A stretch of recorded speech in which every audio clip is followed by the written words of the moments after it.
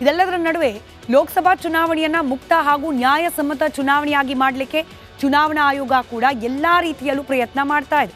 ಇದರ ಮಧ್ಯೆ ಮೇ 18ರ ತನಕ ಜಪ್ತಿ ಮಾಡಿದ ಹಣ, ಚಿನ್ನಾಭರಣ, ಮಾದಕ ವಸ್ತುಗಳ ಬಗ್ಗೆ ಆಯೋಗ ಲೆಕ್ಕ ಕೊಟ್ಟಿದೆ. ಶಾಕ್ ಆಗ್ತೀರಿ ಕೇಳಿಸ್ಕೊಂಡ್ರೆ.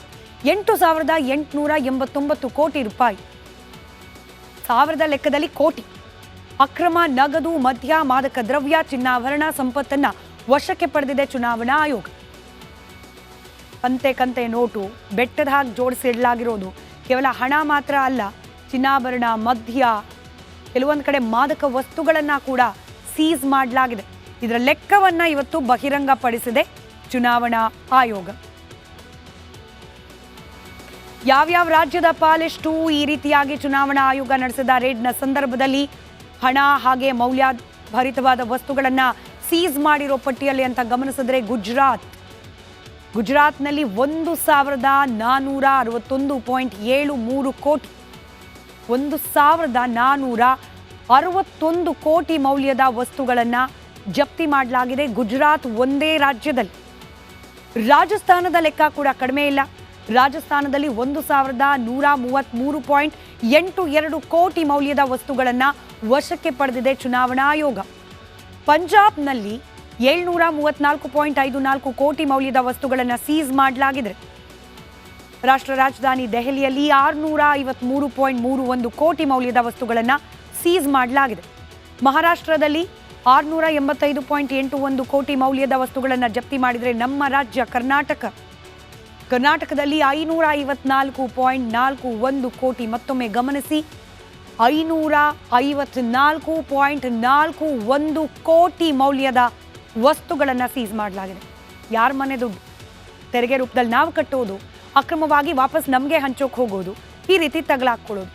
500 ಕೋಟಿ ಹಣ ಕರ್ನಾಟಕದಲ್ಲಿ ಸೀಸ್ ಆಗಿದೆ. ನಮಸ್ಕಾರ, ಕರ್ನಾಟಕ ಪ್ರೈಮ್ ಟೈಮ್ಗೆ ಸ್ವಾಗತ. ನಾನು ಜಯಪ್ರಕಾಶ್ ಶೆಟ್ಟಿ. ಇಡೀ ಕರ್ನಾಡು ಇವತ್ತು ರೆಬೆಲ್ ಆಗಿ ನಿಂತಿದೆ. ಈ ಹಗರಣಗಳನ್ನು ಸದನದಲ್ಲಿ ಪ್ರಸ್ತಾಪ ಮಾಡಲು ಕೂಡ ಕಾಂಗ್ರೆಸ್ ಹಿಂದೇಟು ಹಾಕಿದ್ದೇಕೆ? ನಿಮ್ಗೆ ಸಂಬಳ ಅದಕ್ಕೆ, ನಿಮಗೆ ವಾಹನ ಅದಕ್ಕೆ, ನಿಮಗೆ ವೆಪನ್ ಅದಕ್ಕೆ, ನೀವು ಅದನ್ನು ಸೆರೆ ಹಿಡಿಬೇಕಾಗಿತ್ತು. ನೀವು ವಿದ್ಯುತ್ ಬರ ಇದೆ ಅಂತ ಹೇಳ್ತಾ ಇದ್ದೀರಿ, ಎಲ್ಲಿ ಬರ ಇದೆ ನೀವು ಹೇಳಬೇಕು. ಪಾಕಿಸ್ತಾನ್ ಆಕ್ಯುಪೈಡ್ ಕಾಶ್ಮೀರ್ ಅದು ಎಂದೆಂದಿಗೂ ನಮ್ಮದು.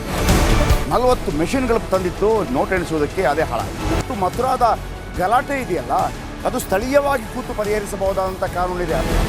ಗ್ಯಾರಂಟಿ ಯೋಜನೆಯಿಂದ ನಷ್ಟ ಆಗಿದೆ, ಲಾಭ ಆಗಿದೆ, ದಯವಿಟ್ಟು ಹೇಳಿ.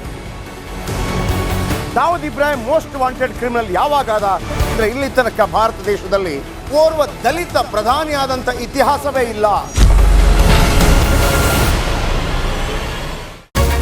ರಿಪಬ್ಲಿಕ್ ವರ್ಲ್ಡ್ ಆಪ್ ಇದು ಕೇವಲ ಅಪ್ಲಿಕೇಶನ್ ಅಲ್ಲ, ಸಮಗ್ರ ಸುದ್ದಿಗಳ ಸಂಪರ್ಕ ಮಾರ್ಗಕ್ಕೆ ಕ್ರಾಂತಿಕಾರಿ ಬದಲಾವಣೆ.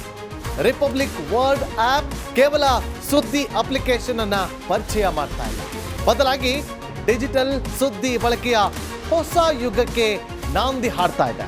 ಇದೊಂದು ಬ್ರೇಕಿಂಗ್ ನ್ಯೂಸ್, ಪ್ರಭಾವಶಾಲಿ ಕಾರ್ಯಕ್ರಮಗಳಿಗೆ ಗಟ್ಟಿಯಾದ ವೇದಿಕೆ. ರಿಪಬ್ಲಿಕ್ ವರ್ಲ್ಡ್ ಅಪ್ಲಿಕೇಶನ್ ಈಗ ಲೈವ್ ಆಗಿದೆ. ಗೂಗಲ್ ಪ್ಲೇ ಸ್ಟೋರ್ ಮತ್ತು ಆಪಲ್ ಆಪ್ ಸ್ಟೋರ್ ಎರಡರಲ್ಲೂ ಲಭ್ಯವಿದೆ. ಈಗಲೇ ಡೌನ್ಲೋಡ್ ಮಾಡಿ.